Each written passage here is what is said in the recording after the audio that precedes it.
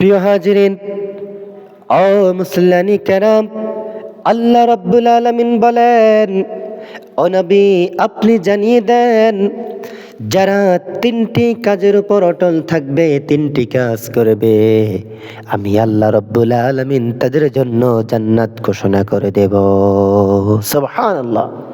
বিশ্বনবী বললেন, সুনানে আবু দাউদের 103 নম্বর হাদিস, আল্লাহ রাসূল সাল্লাল্লাহু আলাইহি ওয়াসাল্লাম তার জবান খানা মুবারক দানা তিনি সুনানে আবু দাউদের বর্ণনায় ইরশাদ করেছেন। তিনি বলতেছেন, সালাসু মান ফাআলাহুন্না ফাকাদ তা'iমা তা'মাল ঈমান।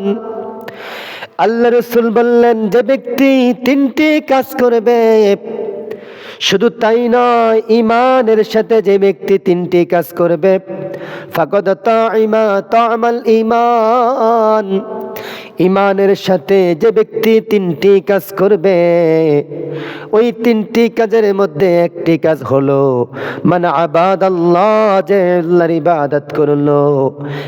আর যেই ব্যক্তি ওয়াহদাহু ওয়া আলিমা আন্নাহু লা ইলাহা ইল্লাল্লাহ, আর যে ব্যক্তি সাক্ষ্য দিল আল্লাহ ছাড়া কোনো উপাস্য নেই, এরপরে ওয়া'আতা যাকাতা মালিহি, আর যে ব্যক্তি তার সম্পদের পরিপূর্ণ যাকাত দিল, আল্লাহ রাব্বুল আলামিন বললেন, শুধু তাই নয়, তাইয়্যিবাতান বিহা নাফসুহু, যে ব্যক্তি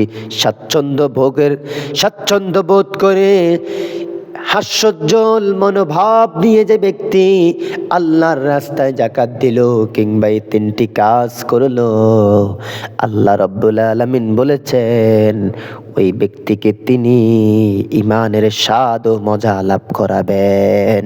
সুবহানাল্লাহ।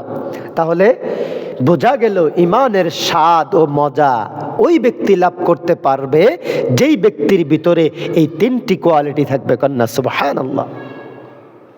এই তিনটি কোয়ালিটি: এক, আমরা আল্লাহর ইবাদত করব; দুই, আমরা সাক্ষ্য দিব আল্লাহ ছাড়া কোনো উপাস্য, কোনো ইলাহ, কোনো ক্ষমতাবান দাতা, কোনো শক্তিদাতা কেউ নেই; তিন নম্বর, আমরা যাকাত দেব, আল্লাহর রাস্তায় পরিপূর্ণ আমাদের সম্পদের যাকাত দেব। এই তিনটা কাজ যে ব্যক্তি আমরা করতে পারবো, ইনশাআল্লাহ ওই ব্যক্তি আমরা ঈমানের স্বাদ এবং মজা লাভ করতে পারবো। সুবহানাল্লাহ। আল্লাহ পাক আমাদেরকে এই তিনটি কাজ এবং ঈমানের স্বাদ গ্রহণ করার তৌফিক দান করুক বলি আমিন।